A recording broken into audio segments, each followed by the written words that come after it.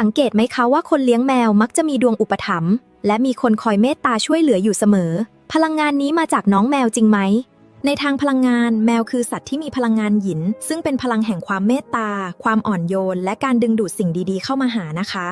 การเลี้ยงแมวช่วยขัดเกลาจิตใจให้ทาสมีความอ่อนโยนและใจเย็นมากขึ้นพลังงานบวกนี้จึงดึงดูดผู้คนให้เข้าหาด้วยความเอ็นดูโบราณเชื่อว่าแมวจะช่วยเสริมเสน่ห์ให้กับผู้เลี้ยงทำให้ใบหน้าดูมีความเมตตาและน่าเชื่อถือจนใครเห็นก็อยากจะอุปถัมภ์แมวมักจะเลือกอยู่กับเจ้าของที่มีบุญบารมีเสมอกันการดูแลชีวิตหนึ่งให้มีความสุขจึงเป็นการสร้างมหากุศลที่หนุนดวงชะตาค่ะหากคุณดูแลเจ้านายอย่างดีด้วยใจที่เมตตาพลังงานจากเขาก็จะช่วยเปิดทางให้พบเจอกับกัลยาณมิตรที่คอยค้ำจุนคุณเองค่ะตั้งแต่เลี้ยงแมวมาชีวิตมีคนเมตตามากขึ้นไหมคะลองคอมเมนต์มาแชร์กันหน่อยนะกดติดตามไว้มาเปิดโลกแมวไปด้วยกันค่ะ